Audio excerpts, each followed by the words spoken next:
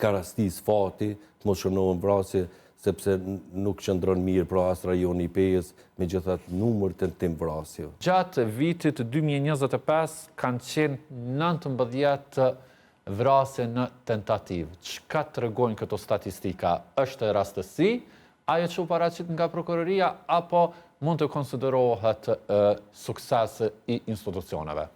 Po, në qoftë se më lejohet shkurtimisht t'i dhënë një kronologji dukurisë së vrasjeve në Kosovë. Kjo dukuri fatkeqësisht në mënyrë permanente është një prej dukurive më shqetësuese në vend, ku deri në vitin 2006 fatkeqësisht Kosova krahasuar me 12 vendet e Evropës ka shënuar numrin më të madh të vrasjeve në krahasim me numrin të banorëve.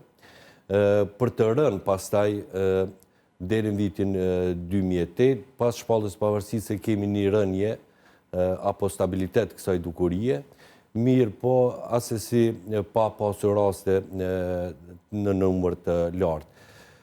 Fatkeqësisht pas vitit 2020, po ashtu kemi shënuar një ngritje të dukurisë së vrasjeve në vend, ndërsa për vitet e fundit veç e theksuat se si qëndron, mirë po fol konkretisht për rajonin e Pejës, i gëzomi faktit, do duhet ishte në gjithë vendin të mos kishim asnjë rast, mirë po megjithatë kjo nuk le hapësirë të kënaqjes apo relaksimit, sepse vetë fakti tentim vrasje do të thotë fati ka dashur të mos jenë shënuar vrasje, nga se kryesit me gjas kanë fillu aktin për të realizuar vrasje.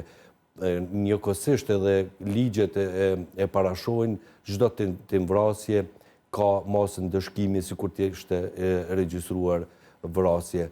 Andaj këtu më tepër kanë qëndru, mund të themi, ka rastis fati të mos shënohen vrasje, sepse nuk qëndron mirë pra as rajoni i Pejës, megjithatë numër tentim vrasjeve. Pra mund të konsiderohet rastësi dhe jo sukses? Sigurisht. Përderisa një numër kaq i madh në 19 raste siç u theksuan, do të thotë potencialisht mund të jenë 19 vrasje. Dhe sot do të flisnim për vrasje.